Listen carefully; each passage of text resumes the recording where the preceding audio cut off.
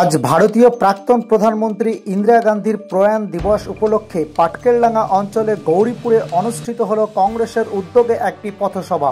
মূল স্লোগান ছিল সংবিধান বাঁচাও ও দেশ বাঁচাও।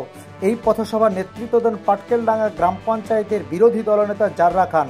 সভায় বক্তারা ইন্দিরা গান্ধী দেশের প্রতি অবদান স্মরণ করার পাশাপাশি বর্তমানে সামাজিক পরিস্থিতি গণতান্ত্রিক মূল্যবোধ রক্ষার আহ্বান জানান। এছাড়াও আলোচনায় গুরুত্বপূর্ণ বিষয় ছিল এসআইআর নিয়ে সম্পর্কিত আতঙ্ক, সাধারণ মানুষের কি করণীয়।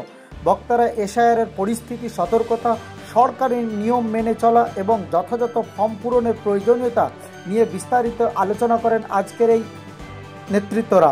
অনুষ্ঠানে উপস্থিত ছিলেন পাটকেলডাঙ্গা গ্রাম পঞ্চায়েতের প্রাক্তন প্রধান সাদরুল আমিন ওরফে ফটিক, সমাজসেবী কংগ্রেস নেতা সাইদুর রহমান, স্থানীয় মাস্টার কংগ্রেস নেতা শিলন হাজরা, জাররা খান ও একগুচ্ছ কংগ্রেসের নেতৃবৃন্দরা। পথসভায় সাধারণ মানুষের উপস্থিতি ছিল চোখে পড়ার মতো। নেতৃবৃন্দুদের মনে করেন এই ধরনের উদ্যোগ মানুষের মধ্যে গণতান্ত্রিক চেতনা সচেতন বৃদ্ধিতে বিশেষ ভূমিকা রাখবে। আজকে আমরা ভারতীয় জাতীয় কংগ্রেসের উদ্যোগে গৌরীপুর মোড়ে এসআইআর শুরু হয়েছে তাই নিয়ে সচেতনতা শিবির এবং মানুষকে বোঝানোর জন্য একটা পথসভার আয়োজন করেছিলাম।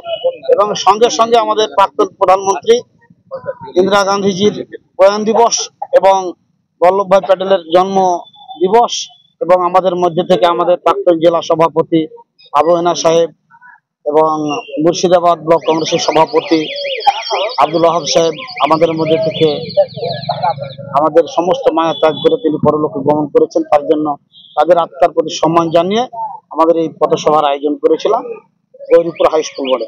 আপনি বলছিলেন এসআইআর নিয়ে সাগরদিঘি বিধানসভা কেন্দ্রে 22টা বিএলও কাজ করেনি, তাহলে সেই সমস্ত এলাকার সাধারণ মানুষের কি হবে? 4 তারিখ থেকে এসআইআর চালু।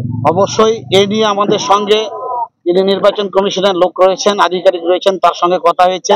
তিনি আজকেও 10টার সময় ফোন করেছিলেন জুম্মার আগে দাদাকে, এবং আমরা বলেছি যে আজকে পুলিশ যাওয়ারও কথা বিএলওদের বাড়ি বাড়ি। তারা যদি না যায়, কাজে যোগদান যদি না করে, তাদেরকে প্রেসারাইজ করা হোক। কারণ তাদের কারণে সংশ্লিষ্ট বুথগুলোতে যদি ম্যাপিংয়ের কাজটা বাকি থেকে যায় তাহলে কিন্তু তেনার ব্যক্তিগত চাকরির ক্ষেত্রে অসুবিধা হবে, তার ব্যক্তিগত ব্যাপার। কিন্তু এই 22টা বুথের এরকম আমাদের বাংলার অনেক বুথেই 1000 বুথ প্রায় বিএলওরা সার্ভে করেনি। তার দায়ভারটা কিন্তু নির্বাচন কমিশন এবং সংশ্লিষ্ট বিএলওকে নিতে হবে। ভারতবর্ষ কোনো কারণে যদি কোনো বৈধ ভোটার নাগরিক ভোটার তালিকা থেকে বাদ পড়ে, তার দায় কিন্তু নির্বাচন কমিশন। এবং এই নিয়ে পরবর্তীতে এই লোকগুলোকে নিয়েই এবং আমরা দলগতভাবে অধীর চৌধুরীর নেতৃত্বে, সাগরদিঘি ব্লক কংগ্রেসের নেতৃত্বে, পাটকেলডাঙ্গা অঞ্চল কংগ্রেসের নেতৃত্বে আমাদের এখানে যেহেতু নির্বাচন কমিশনের আধিকারিক মূলত বিডিও অফিসই হয়, বিডিও সাহেবই হন, সেক্ষেত্রে আমরা বিডিও অফিস ঘেরাও করব।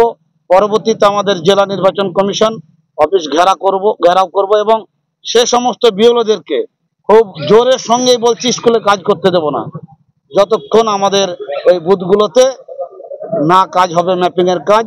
এবং বৈধ ভোটার যদি বাদ যায় তাহলে কিন্তু তাদের চাকরি করা হারাম হয়ে যাবে। তাই পুলিশকে বলছি এবং প্রশাসনকে বলছি, সংশ্লিষ্ট বিএলওদেরকে আপনারা কাজে যোগদান করান। তাদের মধ্যে যে ভয় আছে, ভীতি আছে, প্রয়োজনে আমরা তাদেরকে গিয়ে বোঝাবো তাদের কি অসুবিধা। তারা সরকারি টাকাতে চাকরি করে, আমাদের দেওয়ার ট্যাক্সের টাকায় তারা বেতন নেই। তাদেরকে এই কাজটা করতে হবে, এটা ভারতবর্ষের সংবিধান বলছে, নির্বাচন কমিশন বলছে। কারণ এই মুহূর্তে নির্বাচন কমিশন এই প্রক্রিয়াটা চালাচ্ছে, তাই তাদেরকে কাজটা করতে হবে। এটা তারা বাধ্য, না পারলে চাকরি ছেড়ে দিতে হবে। অনেক লোক আছে কাজ করার জন্য, কাজ করতে হবে। কে বলেছে? অনেক বেকার ছেলেরা আছে চাকরি করবে।